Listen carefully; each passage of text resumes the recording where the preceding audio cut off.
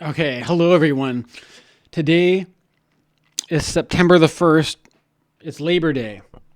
Now, something different has happened today. I don't normally do this, but I'm recording take 2 for this video because I recorded this video and I tried to express my idea and I was having difficulty in that sometimes I have to admit my oratory skills of composing in real time an idea rather than reading off a teleprompter and trying to communicate this idea to you, the audience.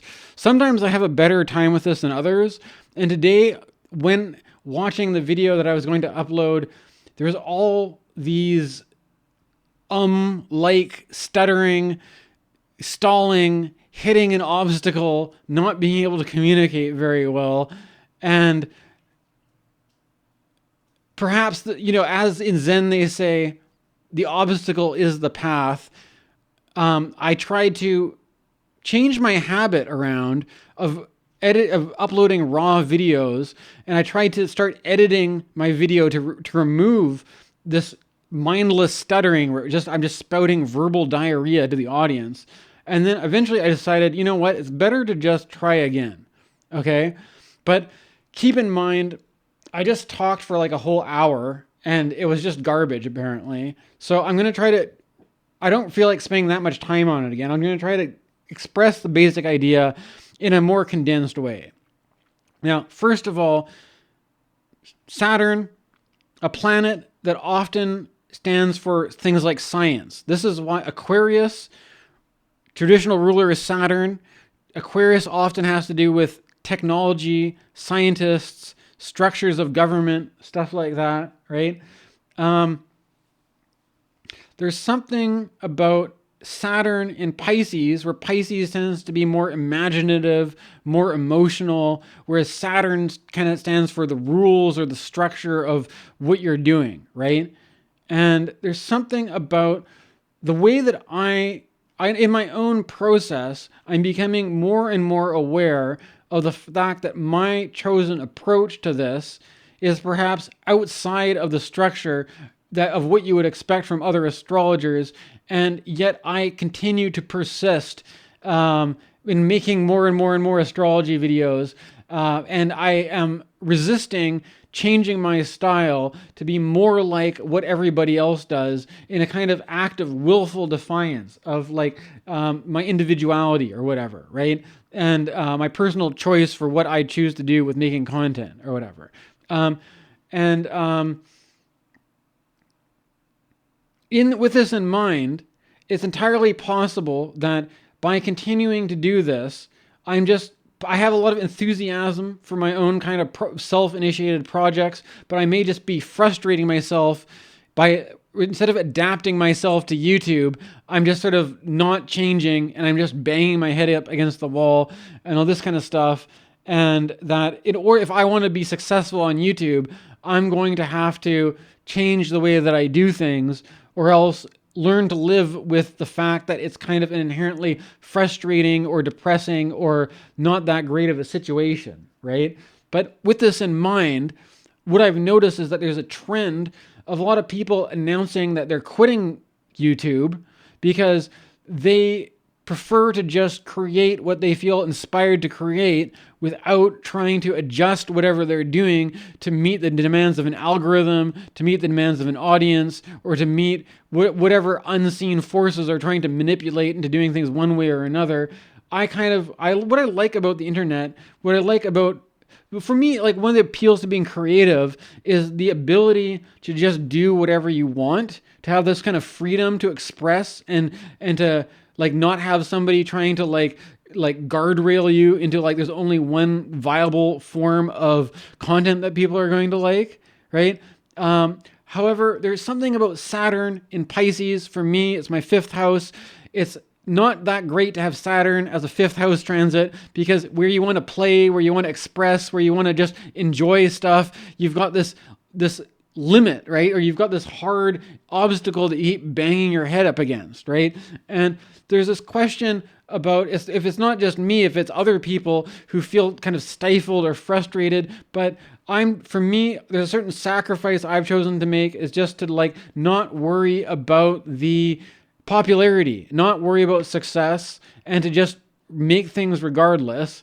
But then there's this other problem, even if you're doing that, about like, is the algorithm working in your best interest? Or like, is your audience, how do you know if your audience is hostile or not?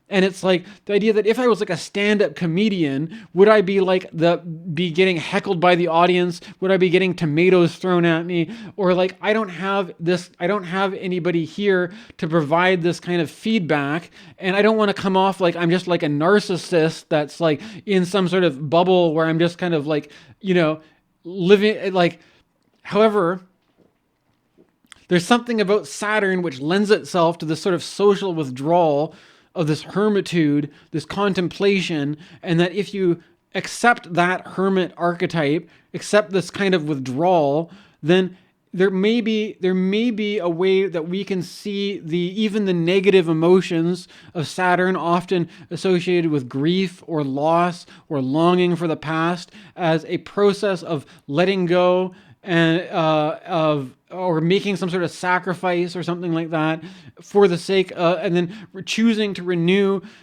our daily habits which are supportive and helpful for us or whatever, right? And I think sometimes there's a question around Saturn, I think, with the idea of having a discipline. The word discipline is like being a disciple, like being a follower of something, right? And that the more that you are disciplined, the more that you have to put your own personal stuff aside and orient yourself to the calling of this like higher discipline or whatever, right? And there's this idea that by practicing, there's this kind of idea that like by choosing certain habits to renew over and over again as a daily practice, this is something like a neuroscientist would say, you either use it or you lose it, right? That there's something like there's something about like even things which we may see as having little to no utilitarian value, such as playing guitar or playing piano or reading certain kinds of literature, that by continuing to do these things day in and day out, that this helps to reinforce certain kind of cognitive structures that if we don't do this as we age, we either get rusty, we go out of practice, or we lose these abilities entirely. So you have to willfully choose what you want to practice as a daily habit, and that these habits that we practice in turn are part of the co-creative process of creating our habitat, right? That the word habit is connected to habitat in the way we do, and this archetype of the habitat and the habit is very much lunar, the environment, like the habits that keep our body healthy, the habits that keep our neighborhood and our community healthy, and that to affirm the habits that we want to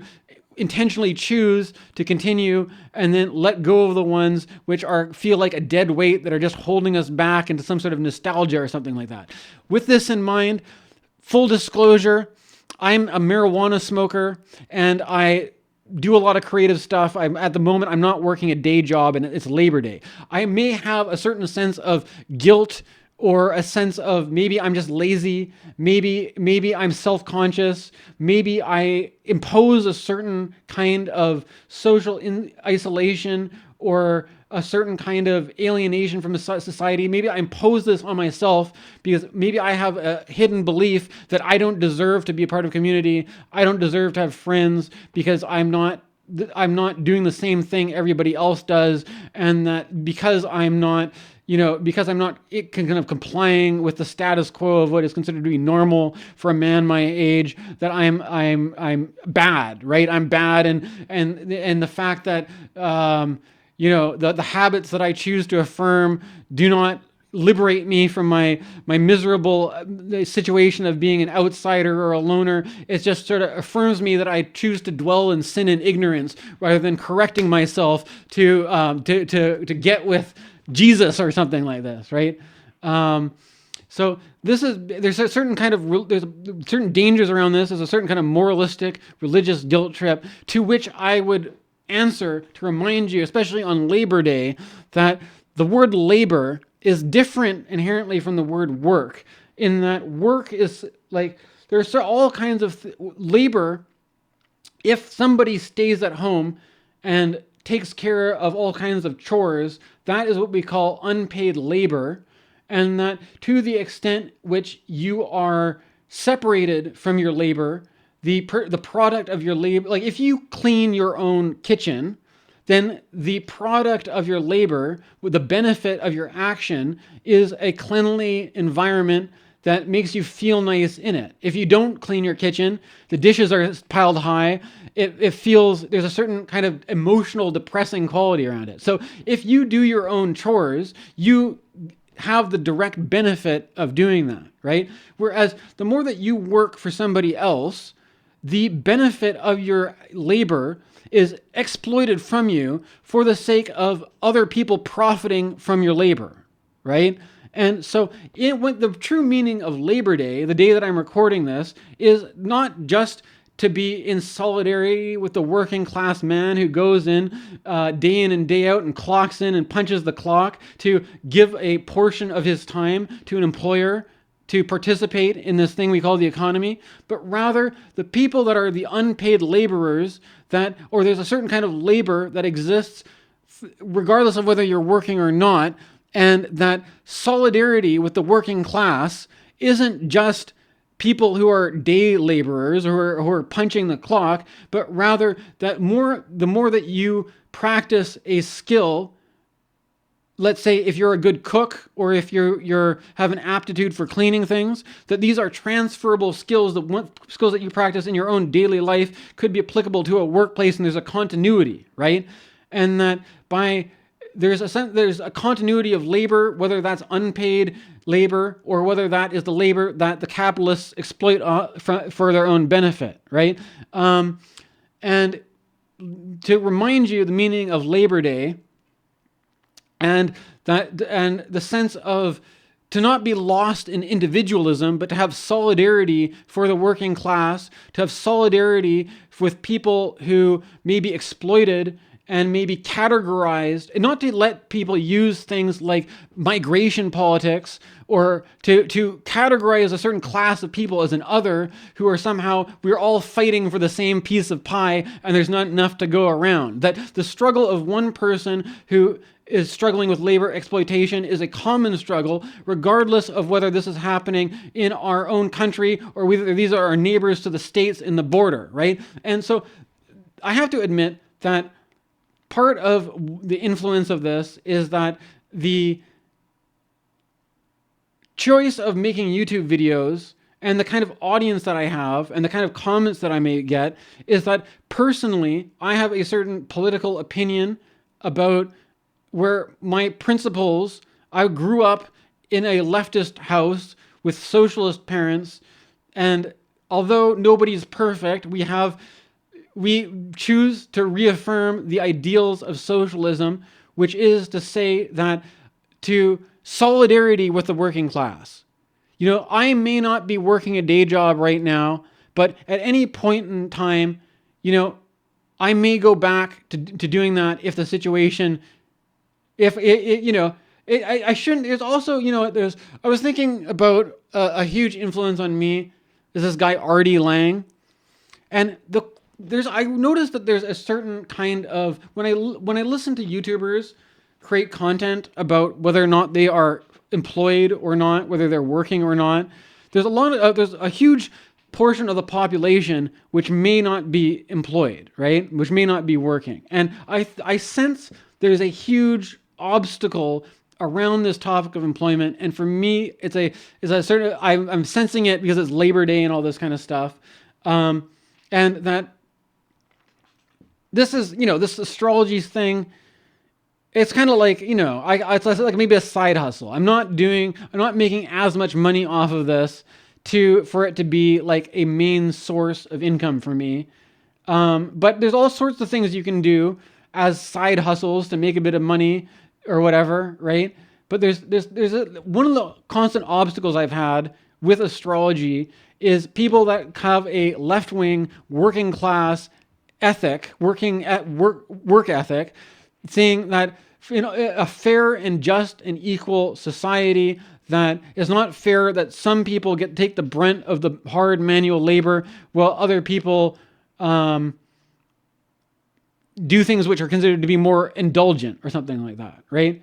But the point of this is that in our we live in a free society, and that the fact that why is it that in making this video that I feel this weight of needing to defend myself or justify myself for choosing to live my life a certain way, right? Is it, in the way that the world works, is that if people have really gone so far astray that what they do is so askew from the common standards of morality and ethics that are upheld by our society, this is what we have the legal system for. This is what we have the law for, right? And now we have a situation where there are plenty of people that, despite all sorts of indiscretions or unethical behavior, they continue to persist in these bad habits.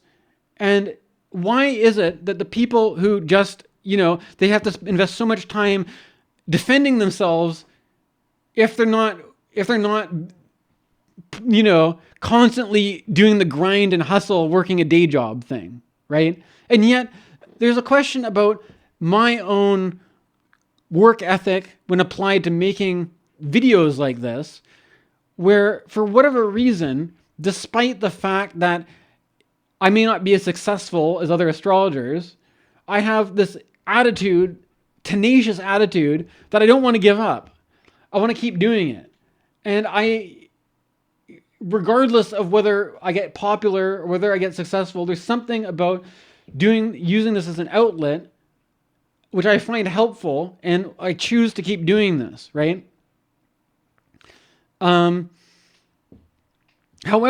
I have to admit that there's certain things which are not in my hands to control. I create a video, I upload it to the platform.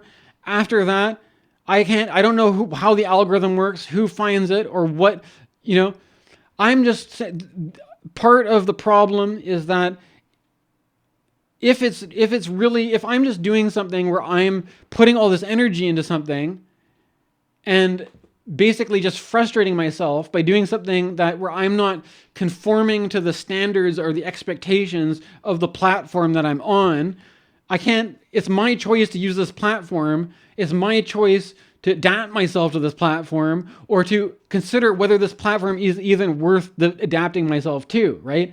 People have been choosing to stop using YouTube, to stop using Google products in general, right? And some people are even talking about de-Googling yourself and like not using Gmail, not using any of the Google Workspace things, I'm not using any social media right now, right? And for me, there's a sort of question about how the way that social media and the internet has become like an ingrained habit, and that is this something that we really want to intentionally choose to make part of our habitual lives that begins to color our habitual environments, right? And that if I'm doing this stuff and all it is create a source, I'm just bashing my head against the wall, reinforcing a frustrating situation, then is it in my best interest to stop, right? Is it in my best interest to change my habit and do something differently?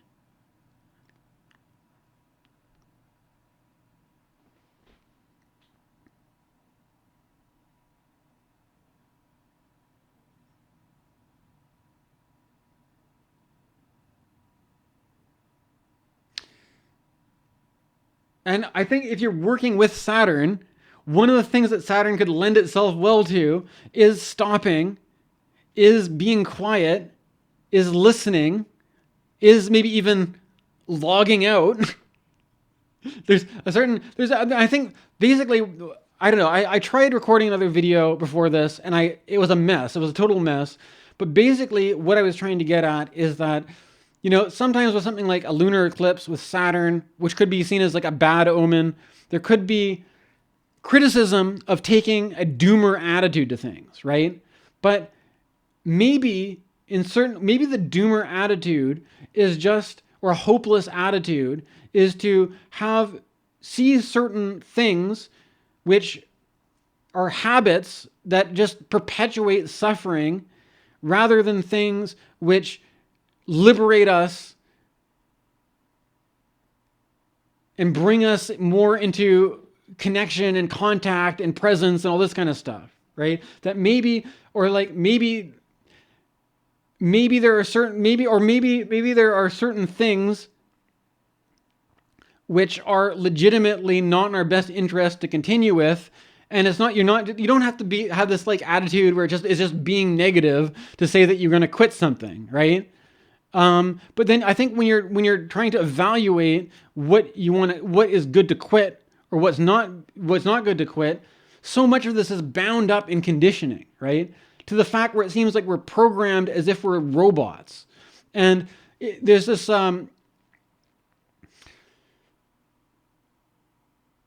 I was watching a video last night with Rick Roderick. He was talking about the end of Blade Runner, where Roy Batty puts his hand on the nail. And he was saying that this is apparently a reference to Sartre, Jean-Paul Sartre, about how in order to have free will, we have to consider, there's a character in one of his books apparently hits his hand on a nail to be like, in order to prove that I have free will, I need to do something that is painful, because otherwise I'm so bound by these laws of attraction, aversion, pleasure, and pain that you start to relate to the world around you as this whole conditioning machine, where if there's a behavior somebody wants you to do, they reinforce it by baiting you to go in that direction with all sorts of rewards and treats and good things. And that if there's a behavior they don't want you to do, they make things intentionally frustrating for, that you're like, oh, I just feel like I'm just frustrating myself if I do this, but then if I do this other thing, there's all this positive reinforcement, right? And this starts to become very transparent that it's just a way to condition and control people. Right? And so, but the problem is that freedom in response to this is a sort of like willful suffering in the face of a structural circumstances that we may not have control over. Right? And that does freedom feel like just banging your head against the wall over and over again? Or is freedom the ability to adapt yourself to the circumstances in such a way where you are like water that flows to fill out the container that is provided with perfectly? And that I think there's this something about Saturn and water and Pisces and this weight, this like flowing into all the nooks and crannies, and that can feel depressing, or that it can feel like there's parts where when it like the flow of emotion can rub up against all these things which are painful or remind us of our predicament or something like that, right? But there's a certain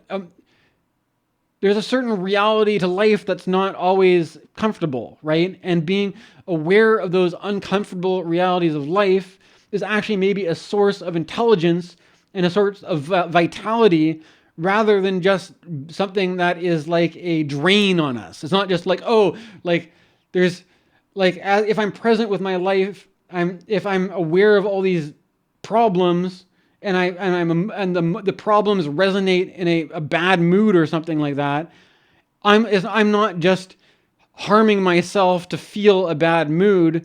It's a sort of contact with the friction of the real world that has its own being, in that there's something that exists separate from me, regardless of whether I like it or dislike it. And that sometimes it may feel like that's something that's trying to control me, or something that's kind of trying to condition me, or something like that. But regardless, that's just part of the structure of the environment. It's always going to be there. And that the more that we have different, there's just different strategies, right? There's a way, the more that you try to make it so that everything is as frictionless as possible, the more you have no ability to resist, right? In order to in order to persist, you must resist, right? There's like the idea that if you have no resistance, it's like not having an immune system. You get one virus and you die. You have to be able to, you have an infection, you have to be able to fight it off. You have to have some kind of resistance to the way things are, even if that feels uncomfortable at times.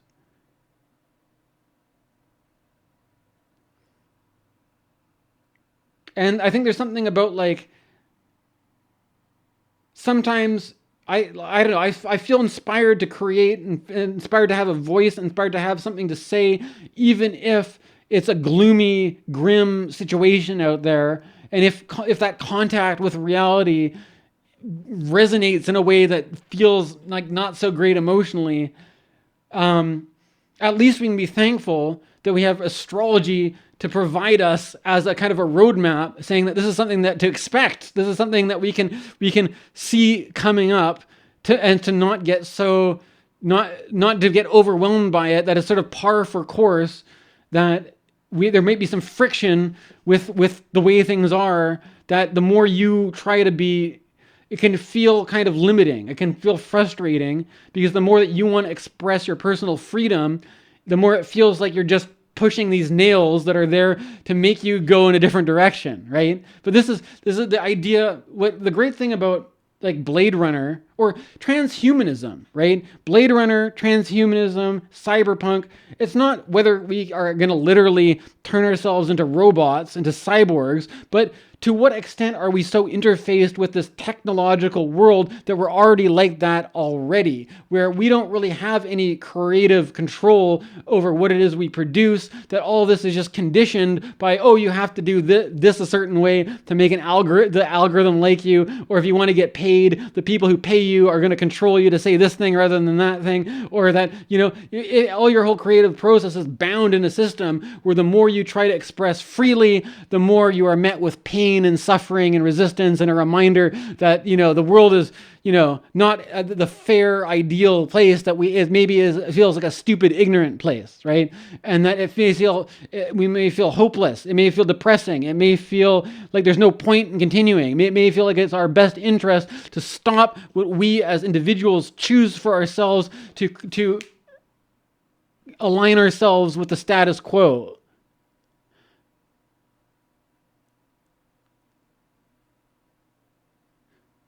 But the thing is, I think to the extent that we have personal freedom, personal agency, personal authority, personal sovereignty, I think it's important to recognize that these are extremely precious privileges that historically not everybody has had access to.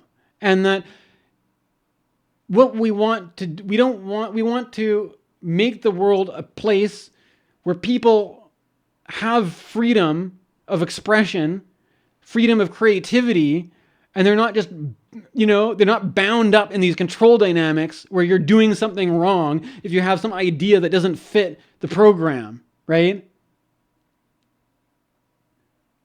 And there's something about like,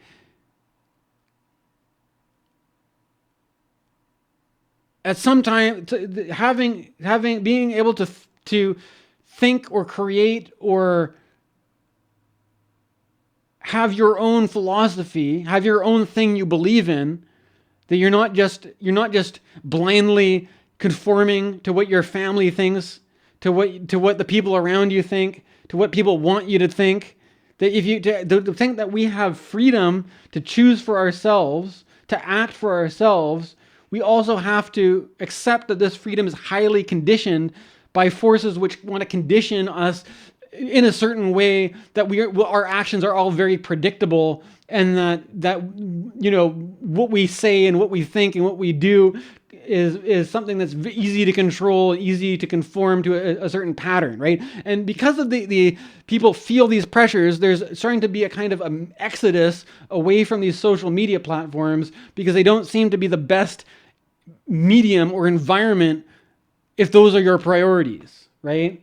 And I may have to consider, whether I want to continue doing any of this on YouTube.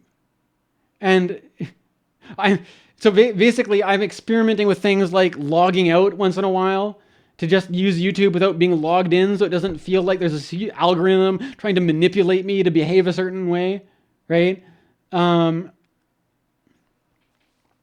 that's not, the point is that the algorithm is trying to play this role of being like as if you were in a student and you had to like, your project, you show the teacher and the teacher is like, you need some work, buddy, or something. Like if we don't have people doing this for us, the algorithm, like some machine tries to do it for us, right?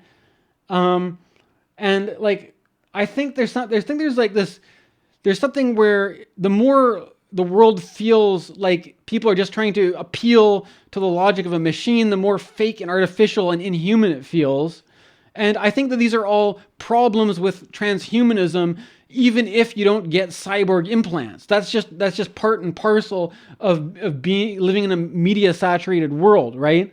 And just even if we opt out, if you're surrounded by other people that are who can't extricate themselves from these dynamics, there are daily habits of just scrolling on our phone begin to create the environment, the habitat where we live, right? And I think that it's maybe a good time to reevaluate whether these habits are helpful or not. And I have to also admit that, I like smoking weed. It could be questionable whether this is a good habit or a bad habit. But I don't feel like I feel like it's off place to turn this media environment into a place of like, micromanaging everybody's little bad habits. So what? At the end of the day, what do you think how do you think it matters? If it's my life, if the worst, of so many terrible things happening in the world right now, and there's the fucking marijuana greenhouse down the street from where I live, and I'm supporting the local industry of these people who grow weed, and I like to get high once in a while. If my life passes me by in a haze of weed smoke, I never become that successful, dominant, dude who just maximizes my productivity. Am I a failure in the eyes of my peers if I have one or two bad habits?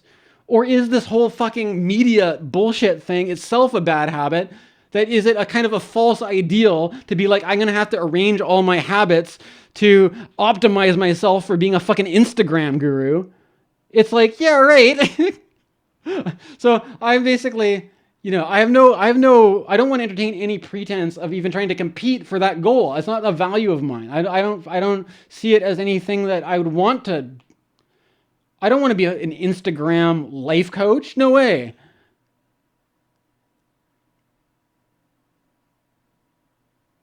And so if I fail at meeting the standard of a bunch of spiritual guru influencers, I'm fine with that. I'm okay with that. I can live with that. If I don't become the next fucking Tony Robbins, I'm not aiming for that goal in the first place. Who cares?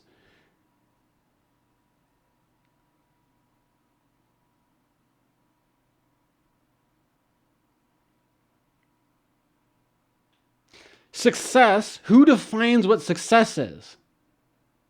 Bob Dylan said, I think a successful person is a guy who gets up every day and does what he wants to do. Right? Regardless of profit and fame and money, if I get up in the morning and if what I want to do is make an astrology video and I get to do that, regardless of whether I get likes or not, maybe can I call that a success? No, I don't think this media environment wants to perpetuate that kind of meaning. But I think a success is having the free will and agency to make my own choices of how I live my life, and that if I can do that, I'm successful insofar as that I've achieved a certain freedom, a certain liberation that maybe not everybody has the privilege or access to. But those people who struggle, having their labor exploited are not the enemies, they are our comrades for whom we must have solidarity for. And, who knows what the future may bring? Maybe I'll be punching the clock, in the future. Maybe I won't. But why is that your business? Why do I have to invest so much of my energy being defensive about it if we live in a free country where if you guys, if there was really such a problem, you could make being idle, being unemployed illegal. Countries have done that before. That's how politics works. If you don't like it, talk to your fucking, MLA, talk to your local politicians, right? As is, we live in a free country where you can do what you want. And sometimes this is what passion, to follow your bliss, to follow your passion. It's not just do what feels good. It's what are you motivated to keep up things even if it's frustrating at times, right? Like if you're practicing a musical instrument, sometimes it might just feel difficult and it might feel easier to quit and give up. Sometimes it may feel like an existential crisis. Why the hell am I perpetuating this identity? But it's like there's all these kinds of things which are like the friction in it is what makes it a practice. If it wasn't for having a bit of resistance, a bit of friction, it wouldn't be like, you wouldn't have to make an effort with it, right?